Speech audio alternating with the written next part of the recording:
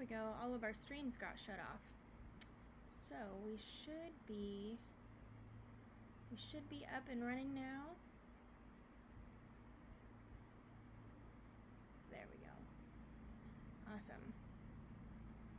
So now I'm not really sure what all you guys heard and what you didn't, which is a bummer.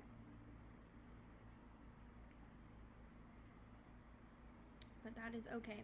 All right, so yes, check out our Thoughtful Thursday post, write a card, send it, and see if you can start a chain reaction, because it just starts with one card, one word of encouragement, one thank you note, just one. So hopefully that will do the same thing it did last time. Anyways. All right, we are in chapter 9 today, and we left off yesterday with our friends Sabrina and Daphne getting ready to go to the ball, to crash Charming's ball, and they got turned into the Tin Man and Mama Bear. So, let's see. We will see what happens. All right, let's get back to it. When the group stepped back through the mirror, Sabrina felt... Oops, what's going on here?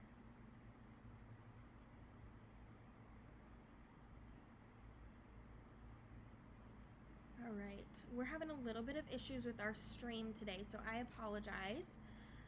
It could be because we are... we're playing or my mom's watching TV. It could just be.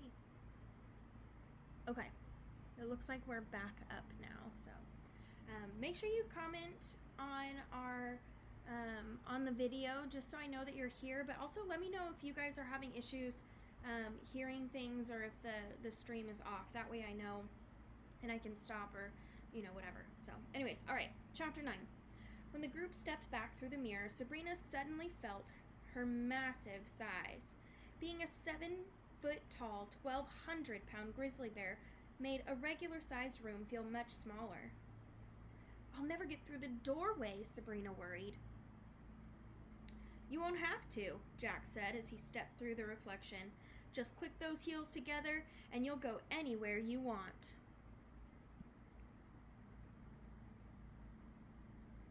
But before you do, you'll need these. Jack held 3 walkie-talkies. He opened Sabrina's handbag and stuffed them inside, then slid open a panel in Daphne's tin frame and popped in the other. He kept the third one for himself. These will help you keep in touch with me. You're not going in with us? Sabrina asked. Are you kidding? Jack cried. I'm on Fairyport's most wanted list by now, even if I disguised myself. Charming is sure to have security that can sniff me out. I can't take the chance. I'm going to stand outside the mansion and direct you. When you find the map of Charming's next target, we can go save your grandmother and Canis.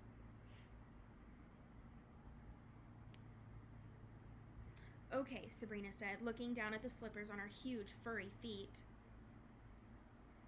I just click them together? She asked, feeling ridiculous. 3 times, Daphne cheerfully reminded her. There's no place like Charming's mansion? Jack nodded in agreement.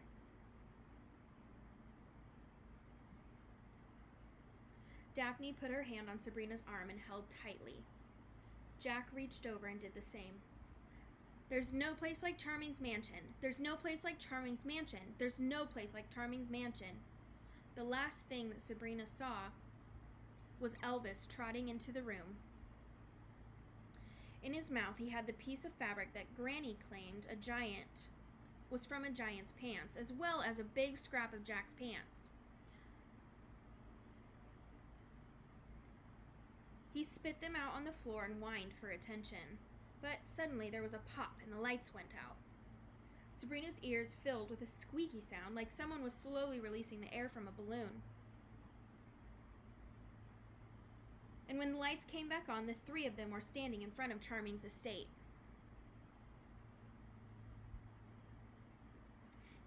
The lawn was immaculately... Oh, wait.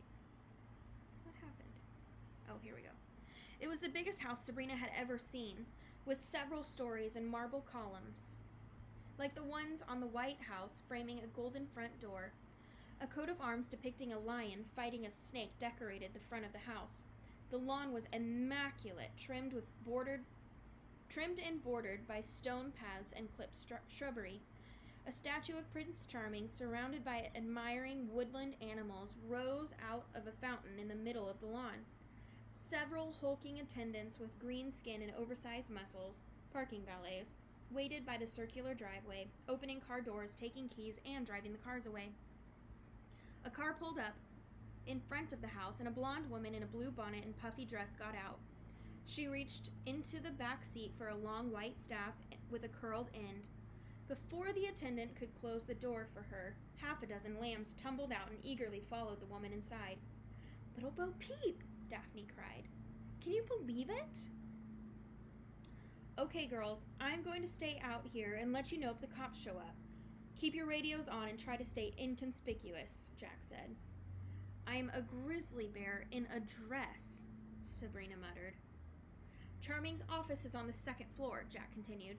"I'd mingle with the guests for a while, work the crowd, and find your way up there without attracting attention." "Oh, is it that easy?" Sabrina said.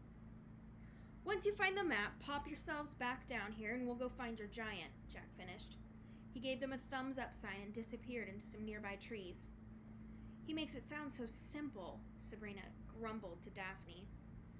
A line had formed as the guest waited to be announced, so the girls walked to the back of it. In front of them were a large man and his wife having some kind of argument. "Isn't there a line for rich people?" the woman groaned. "Maybe if we had gotten here earlier, we'd be inside already," the man grunted. His voice was slurred, and Sabrina thought he might be drunk. "I wanted to look nice for the ball," the woman said defensively. "You wanted to look nice for the prince," he muttered. "Are you going to harp on that again?" the woman sighed. She turned to notice Sabrina and Daphne. Her cheeks flushed red, and she forced a sheepish smile to her face. Even in her embarrassment, the woman was radiant. Her beautiful amber hair cascaded in curls down her neck, and her bright green eyes sparkled in the light, competing for brilliance with her pearly white smile. "Good evening," she said politely. Her husband turned to see who she was speaking to, and the agony of his face was revealed. His features were pushed flat, giving him a cat-like appearance, accentuated by the mane of hair that framed his face. Long fangs crept out of his mouth and hung down nearly to his chin. But his most horrible feature was his eyes, bright yellow slits that blinked at them fiercely. Sabrina knew exactly who they were, Beauty and the Beast. "Good evening," the Beast grunted. "Nice to see you, woodsman. How on earth did you and Mama Bear come to be acquainted?" The girls weren't prepared for questions and stood dumbfounded. "You're such a gossip," Beauty scolded. "What Papa Bear doesn't know won't hurt him." Several more guests joined the line. Sabrina turned around to see a small white rabbit in a vest clutching an old-fashioned chain watch in his paw. He looked at the time and stuffed the watch back into his vest pocket. "For once we're not late," the white rabbit sighed with relief. His companions were 3 mice wearing black sunglasses and carrying canes. "Always the worrywart," one of the mice said as he tapped his cane against the ground. "I told you we would make it," the second one added. "Someday I'd like to smash that watch of yours. All that worrying about time is going to give you a heart attack," the third mouse concluded. "I believe in being punctual," the white rabbit said defensively. "Have you heard the news?" the second mouse squeaked to the crowd. "No, I want to tell. I heard it first," the first mouse cried. "Relda Grimm has been carried off by a giant." The folks in line gasped in surprise and turned their attention to the little mouse. "Are you sure?" the Beast asked. "Maybe you'd prefer an eyewitness," the first mouse cried. I may be blind, but my hearing is just fine. The beast rolled his eyes. A giant? That's impossible, Beauty exclaimed. I didn't believe it either, but it's true, the White Rabbit replied. The giant has been stomping around all over town, scaring the humans to death. The three are working overtime, showering the town in forgetful dust. Be prepared to dig deep, my friends. The damage is extensive, and forgetful dust costs a pretty penny. You all know that Charming's going to ask us to foot the bill. Sabrina hung on every word. If she's dead, we might actually be able to leave Fairyport Landing, Beauty cried, unable to hide her excitement. Has anyone tried? The barrier's still intact, said the third mouse, almost stumbling over a pebble as he stepped forward with the moving line. We tried this morning.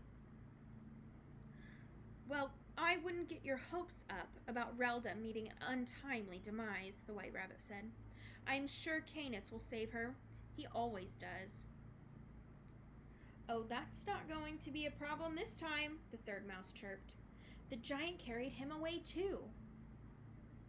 Two birds with one very big stone, the second mouse sang with glee. So, it's just a matter of time, the beast said. Maybe not, the second mouse said. I hear they found the granddaughters. Everyone groaned. I thought that they died, Beauty said. No, just missing. Apparently, whatever carried off their parents didn't get them, the White Rabbit said. I'm sorry, Sabrina interrupted. But did you say the girls' parents had been carried away?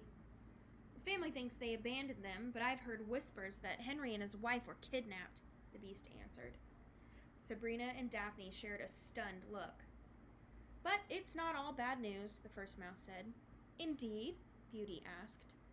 I hear they're already trying to rescue their grandmother. Can you believe it? Said the White Rabbit. 2 kids taking on a giant. The whole family will be pushing up daisies by morning.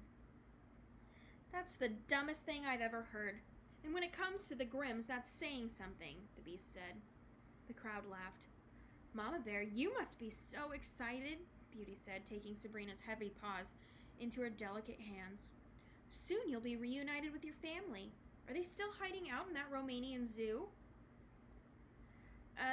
Yes, that will be wonderful, Sabrina muttered, doing her best not to swat Beauty across the yard and then stomp the rest of them into paste. The talk of her parents had caught her attention. Do you know who kidnapped the parents? Said Sabrina. Who cares? The White Rabbit replied. You people are horrible, a voice said from behind them.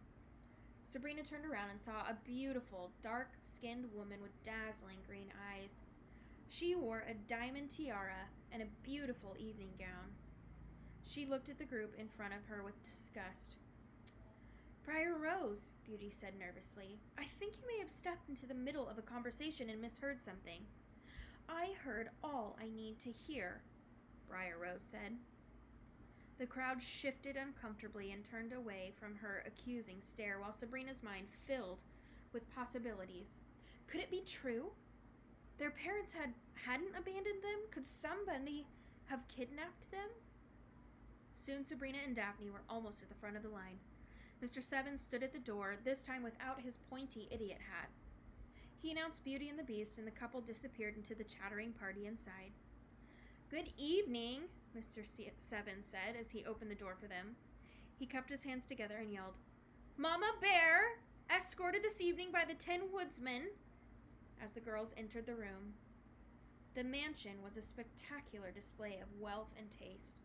A crystal chandelier hung from the ceiling, and a beautiful red-carpeted staircase led up to a large landing where 4 men played violins.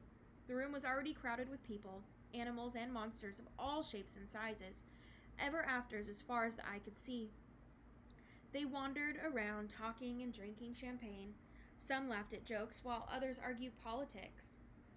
A very ugly couple of trolls dressed in evening wear danced to the music, and several hulking waiters hurried around the room extending trays of appetizers to guests.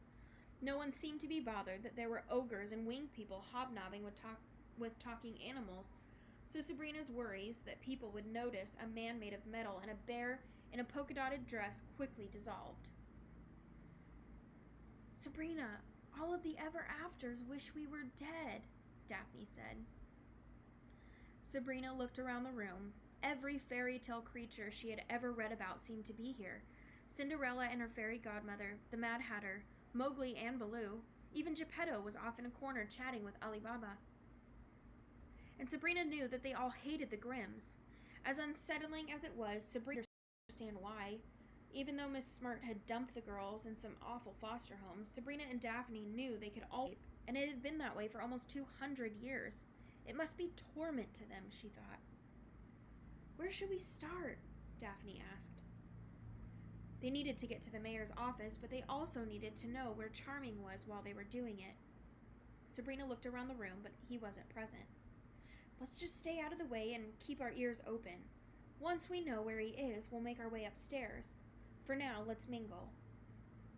The two walked awkwardly around the main room, gawking at the various literary celebrities and capturing bits of conversations. "So, she's not coming?" a dwarf said to a huge black panther. The panther licked its paw and hungrily eyed Sabrina. "She never comes," the panther said. "If I left him at the altar, the last place I'd want to go is the man's house. I think it's very respectful of Snow not to show her face here." "But it was almost 400 years ago. The man has been married at least a half a dozen times since," the dwarf said. "Cinderella, Sleeping Beauty, and Rapunzel are all here. If they can move on, then Snow White surely can. This community is important. Ladies and gentlemen, we're pleased that you could attend the Fairyport Landing 100th Annual Community Ball," Mr. Seven shouted from the top of the red staircase. The musicians laid down their instruments and everyone turned their attention to the mayor's assistant. "Allow me to introduce your host for this evening, your mayor, His Majesty, Prince Charming." The violinist immediately broke into a stately song as a pair of double doors at the top of the stairs swung open. The crowd burst into applause as Charming waved and descended from the staircase. He was all smiles, shaking hands with everyone he met, kissing women on the hands, even if they were ugly witches or even uglier stepsisters, and calling everyone by name as he glided around the room. Mr. Seven followed closely behind him, handing out business cards. "What do you say, woodsman?" Charming asked, taking Daphne's hand and shaking it vigorously. "Hello?" Daphne seethed, unable to hide her contempt. Charming reached over, took Sabrina's massive hairy paw, and placed a kiss on it. "Mama Bear, as lovely as ever," he said with a wink. "I hope the two of you are having a wonderful time." "We are, thank you," Sabrina said sharply. Maybe she had acquired some of the bear's aggressiveness along with its body, because for the second time that night, she thought she might like to swat someone with her paw. One quick swipe, and she could probably take Charming's head clean off his shoulders. Instead, she smiled and did her best to curtsy, imagining how ridiculous this move looked from a 1,200-pound bear. "Please, eat, drink, have a wonderful time. This celebration is for us," Charming said as he swept on to the center of the room. "Friends, I am so happy that you could all attend the annual ball," he continued. "Each year we gather together as a community to toast our hard work and, most importantly, our patience." Charming's words sent a frustrated rumble through the crowd. "But, once again, your support is needed to continue to build our community," he said. "There is still work to be done, and we need your help to maintain services, to fund our fine police force, and various other community endeavors. So I ask you, when you contribute tonight, give deeply. In fact, give until it hurts, or I'll put you all in jail." For a moment there was complete silence, and then a broad, boyish grin sprang to Charming's face. The crowd burst into nervous laughter. Suddenly a woman pushed through the crowd. Her face was white with powder, as was long the wig she wore on her head. She had used a black pencil to accentuate her eyebrows and lips, and had drawn a huge black mole on her left cheek. She wore a royal gown decorated with large red hearts, and next to her stood 2 armed guards, who, much as the girls' amazement, were playing cards. Prince, what are you going to do about the giant? The woman demanded. The crowd grew silent, but Charming merely smiled at her. Your Majesty, it is such an honor to have the Queen of Hearts here at the gala, he said. You haven't answered my question, the Queen snapped, eyeing the crowd to make sure all were paying attention. I think the community deserves to know what you are doing to protect this town, and if the money we give each year at this party of yours is well spent. Every ever after can rest assured that my administration is on top of the problem, the prince said. The sheriff and his deputies have been searching the forests, and I have my best witches busy casting locator spells, and if that doesn't work, well, I'll just go lock up the next 200-foot man I see. The crowd chuckled at his joke. That's all fine and good, Charming, the Queen replied, but one must ask how a giant got loosed in the first place. This kind of thing would never have happened in Wonderland.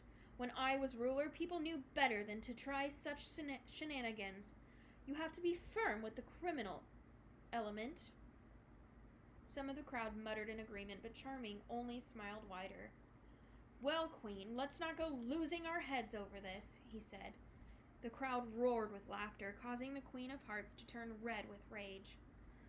It's just one giant, and I've heard a rumor that you are actually controlling this giant, Sabrina said, hardly believing the words that came from her mouth.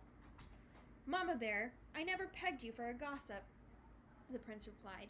Did this nasty little rumor you heard carry more information? For instance, why would I want a giant smashing up the town? So you could buy back the land cheap and rebuild your kingdom, Sabrina replied. Charming's face turned pale. Nonsense, he muttered. What if the Grimms hear of this, said the Queen of Hearts. Relda is already aware of it. The giant has carried her off, the prince informed her. The crowd roared in shock. Relda Grimm is in the hands of a giant? The Queen cried. As is Mr. Canis, Charming added. The crowd went silent, and then a spattering of applause broke out. Many of the ever-afters shook hands and patted one another on the back, while others looked worried and upset. Canis will finally get what's coming to him, a troll cheered. Take that back, Daphne screamed. Sabrina tried to pinch her to be quiet, but her paws slid off her sister's tin body. People, unfortunately, the celebration is turning into a town hall meeting, Charming cried above the noise. If you have any further concerns, I want you to know that my door is always open, between the hours of 8 and 8:15 every morning. Please call for an appointment, but for now, let's dance, drink, be merry, and most of all, be ourselves, free of the disguises we all wear to fit this pathetic, boring little town. The night is young, and by the grace of magic, so are we. Charming's words were followed by another lively tune from the violinists, and the festive mood soon turned. The girls mingled in the crowd, barely able to contain themselves whenever they heard angry, threatening words about their family from the mouths of characters that they had grown up loving. It seemed that the only topic of conversation tonight was how wonderful the world would be if the Grin family dropped off the face of the earth. When the clock struck 8:45, both girls had heard enough. It was high time they made their move. I have to get upstairs, Sabrina said to Daphne. If we stick around here any longer, we're going to change back, and these people will probably kill us. Find somewhere out of the way and warn me on the walkie-talkie if Charming is coming. Good luck, Daphne said, wrapping her hard metal arms around Sabrina and hugging her. Sabrina navigated through the crowd. As she approached the steps, she thought she'd finally found her opportunity. That was until Sheriff Hamstead stepped in her way. Young lady, you are under arrest, Hamstead said. Sabrina wondered what she should do. She could probably knock the sheriff down with one swing of her big bear paw, but everyone would see. Running away didn't seem like an option either. For being the prettiest lady at the ball, the sheriff continued. Thank you? She stammered, somewhat confused. Wonderful party, don't you think? Said Hamstead as he transformed to his true pig self. Yes, she said. Could you excuse me? I have to visit the ladies' room. Hamstead apologized and let her pass. Sabrina lumbered up the stairs until she reached the top. She walked past the violinist and down a long hallway. Once she was out of sight of the crowd, she made sure no one was following. Then reached into her purse and pulled out the walkie-talkie, awkwardly switching it on with her big paws. "Jack, I'm upstairs," she said. "Good luck, Duck. His office is the last one," Jack said, his voice popping and crackling. "I can barely hear you. Say again," Sabrina said. "It's the last one on the right," Jack repeated, still sounding distant. Sabrina walked down the hallway. When she got to the end, she found the door that Jack had spoken of. She opened it, and standing before her was another 7-foot grizzly bear ready to pounce. Sabrina screamed. But the bear did nothing. In fact, it didn't even twitch.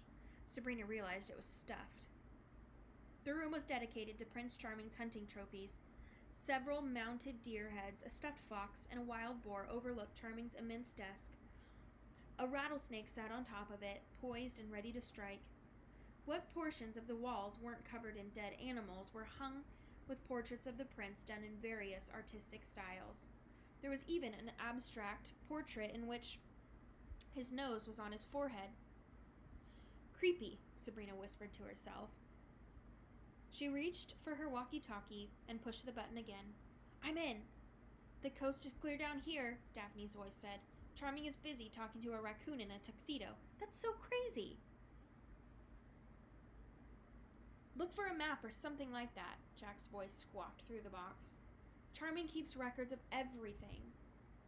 Dozens of files and reports littered the top of the mayor's desk, including an unfolded map of the town. Someone had circled areas in red and written "reported sightings" next to them. "Jack, are you there?" Sabrina said into the walkie-talkie. "Yes," his voice crackled. "I found a map with some circles on it, but there's nothing that says the exact time or location of a meeting. In fact, to me it looks like Charming's trying to track the giant as well." "I doubt it. That Holmes, too." Jack's voice broke up. "Jack, I can't hear you. Try to get closer," Sabrina said, but there was no response. "Daphne, I've lost Jack somehow. I'm going to take the map. What is Charming doing?" Sabrina asked, but there was no response from her sister either. Sabrina looked around the room. In the corner was a television. Hooked to the back by wires was a video camera, and on the television screen was a frozen image of the Appleby farm. Sabrina crossed the room and found the remote control. She picked it up awkwardly and after several difficult seconds managed to get her giant paw to press the play button. The screen came to life with the most amazing scene. A beanstalk was exploding upward from the ground, soaring high into the sky and disappearing off the edge of the TV. Within seconds, an enormous body came crawling down it, and the sight sent shivers down Sabrina. It was the giant she had met the day before. It stomped down on the little Appleby farmhouse just as Mr. Appleby leaped out the door. Granny had been right. The lens cap did mean someone, Charming, had taped the whole violent episode. "Daphne, I found a tape in Charming's office that shows the giant destroying the farmhouse. Now we have proof that he and the giant are working together," Sabrina said. But before she could finish her sentence, the door burst open and the Tin Woodsman was pushed aside. Behind her was Charming, looking murderous. He slammed the door and took a crossbow from the wall where it was hanging like a piece of art. "I'm sorry," Daphne apologized. "He snuck up on me before I could warn you." "Who are you?" he demanded. "I'm Mama Bear," Sabrina lied. "Is that so?" Charming sneered. "That would be interesting, since it's almost December and you should be 3 weeks into your hibernation by now." "I didn't want to miss such a lovely party," Sabrina stammered. Next to the door sat a quill of arrows. Charming selected one, inserted it into the crossbow, and pulled the bowstring back. Then he aimed it at Sabrina's heart. "I'm going to give you until the count of 5 to tell me who you are, or your head is going to join the others on my wall," he threatened coolly. Yikes, y'all. What an interesting party. But we'll have to find out what happens next tomorrow at 1 o'clock. So I will see you tomorrow. Make sure that you guys are checking out our posts, liking them and sharing them so that you guys can see what is going on. Go make a card. Go encourage somebody today. And I will see you tomorrow. All right, friends, have a great rest of your Thursday, and I will see you